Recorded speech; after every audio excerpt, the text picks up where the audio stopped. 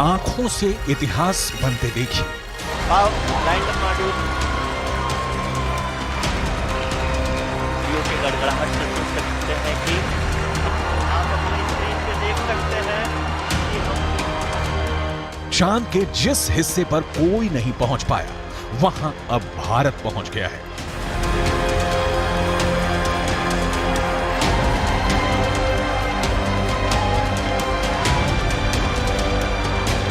चांद के जिस टुकड़े को अभी तक किसी ने नहीं देखा, उसे इसरो ने दुनिया को साक्षात दिखा दिया है।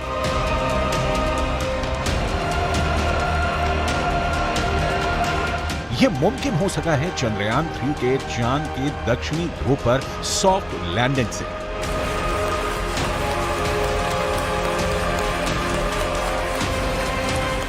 चंदा मामा बहुत दूर के हैं, अब एक दिन वो भी आएगा जब बच्चे कहा करेंगे, चंदा मामा बस एक टूर के हैं। अद्भुत,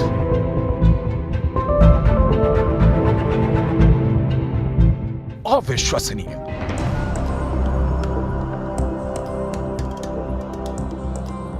अकल्पनीय।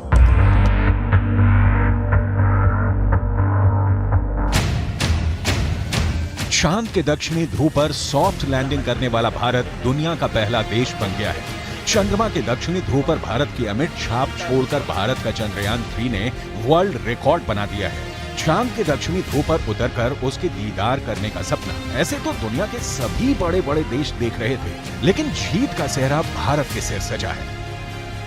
भारत चंद्रमा के उस दक्षिणी ध्रुव पर पहुंचा है जहां आज तक दुनिया का कोई भी देश नहीं पहुंच सका।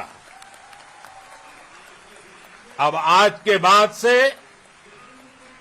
चांद से जुड़े मिथक बदल जाएंगे, कथानक भी बदल जाएंगे और नई पीढ़ी के लिए कहावतें भी बदल जाएगी। इसरो के मिशन कंट्रोल रूम में तालियों की गड़गड़ाहट के बीच चंद्रयान 3 का लैंडर विक्रम चांद के दक्षिणी ध्रुव पर उतर गया है।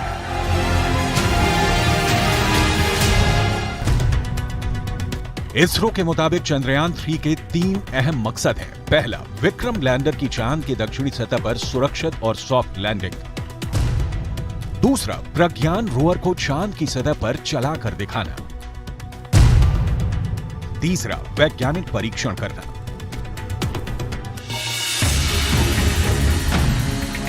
चांद के दक्षिणी ध्रुव की धरती पर दस्तक देना, ये एक ऐसा प्रोजेक्ट था जिसे ना तो अमेरिका का नासा पूरा कर सका, ना यूरोपियन यूनियन की स्पेस एजेंसी कर पाई। चीन तो सिर्फ सपना ही देखता रह गया। रूस का सफर आखिरी मुकाम से पहले धड़ाम हो गया, लेकिन भारत का चंद्र मिशन अब विश्व विजयी अभियान बनकर सामने आया है। धरती से 3,84,000 किलोमीटर की दूरी तय करके चंद्रयान 3 का लैंडर विक्रम चांद के उस दक्षिणी ध्रुव पर पहुंच गया है जो रहस्यों से भरा है, जिसके सच से अभी पूरी दुनिया अनजान है। भारत के उदयमान भाग्य के आह्वान का है। अमृत काल की प्रथम प्रभा में सफलता की ये अमृत वर्षा हुई है। हमने धरती पर संकल्प लिया और चांद पर उसे साकार किया। और हमारे वैज्ञानिक साथियों ने भी कहा, India is now on the moon. आज हम अंतरिक्ष में नए भारत की नई उड़ान के साक्षी बने हैं। नासा का दावा है कि चांद के दक्षिणी ध्रुव पर बर्फ है। कई तरह के प्राकृतिक संसाधन भी हो सकते हैं, लेकिन दुनिया अब तक हकीकत से वाकिफ नहीं है। लेकिन अब विक्रम लैंडर के साथ गया प्रज्ञान रोवर इसे मुमकिन कर देगा। प्रज्ञान रोवर और विक्रम लैंडर 14 दिनों तक चांद के दक्षिणी ध्रुव के हर रहस्य से पर्दा उठाएंगे। नासा का मानना है कि चांद के दक्षिणी ध्रुव का बड़ा हिस्सा ऐसा है जहां सूरज की किरणें नहीं पड़ती। चांद के इस हिस्से में बड़े बड़े गड्ढे हैं जिसे अंतरिक्ष विज्ञान की भाषा में क्रेटर कहा जाता है। ज्यादातर गड्ढे ऐसे हैं जहां अरबों साल से अंधेरा है। नासा के मुताबिक गुप्त अंधेरे के बीच यहाँ बर्फ ही बर्फ जमा हो सकती है।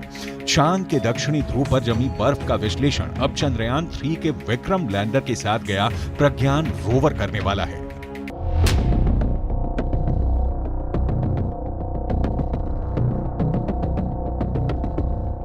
प्रज्ञान रोवर APXS से लैस है। APXS यानी alpha particle x ray spectrometer. APXS चंद्रमा की सतह की मौलिक संरचना की जानकारी जुटाएगा। यह चांद की सतह पर केमिकल और मिनरल का अध्ययन करेगा। वो चंद्रमा के दक्षिणी ध्रुव की सतह की रासायनिक संरचना का पता लगाएगा। वहीं रोवर में लगा लिप्स यानी laser induced breakdown spectroscope landing site के आसपास की चांद की मिट्टी और चट्टानों में मैग्नीशियम और एल्यूमिनियम जैसे रासायनिक तत्व किस अनुपात में मौजूद हैं, इसका विश्लेषण करेगा। रोवर जो डेटा इकट्ठा करेगा उसे लैंडर के पास भेजेगा। लैंडर उसे प्रोपल्शन मॉड्यूल के पास भेजेगा। प्रोपल्शन मॉड्यूल में एस बैंड ट्रांसपोंडर भी लगा है जिसका सीधा संपर्क इंडियन डीप स्पेस नेटवर्क के पास रहेगा। यानी जो सिग्नल लैंडर रोवर से मिलेगा उसे एस बैंड ट्रांसपोंडर भारत को भेजेगा। प्रज्ञान के काम की शुरुआत लेजर बीम के साथ होगी। लेजर बीम की मदद से रोवर चंद्रमा की सतह के एक टुकड़े को पिघला देगा। इस प्रक्रिया में मौके से जो गैसें निकलेंगी, रोवर उन गैसों का विश्लेषण करेगा। अंदाजा ये भी है कि चांद के दक्षिणी ध्रुव पर अरबों सालों से पानी बर्फ के रूप में जमा हो सकता है।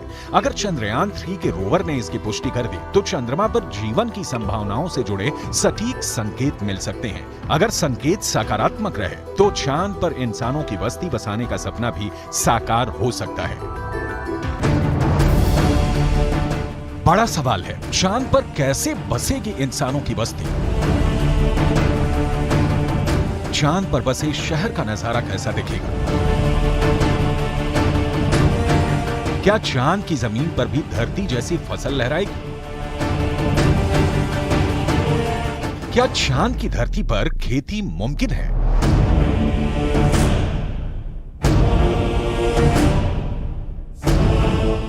विज्ञान कहता है कि चांद पर अभी इंसानों के रहने लायक वातावरण नहीं है, लेकिन नासा का कहना है कि आने वाले वक्त में चंद्रमा की धरती को रहने लायक बनाया जा सकता है। लेकिन दावे के मुताबिक चांद पर बसने वाली बस्ती नहीं होगी सस्ती।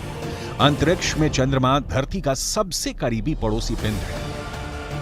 पिछले 6 दशकों में इंसानों ने 100 से भी अधिक मून मिशन को अंजाम दिया है। सभी मिशन को कामयाबी नहीं मिली, लेकिन इन मिशन ने चांद को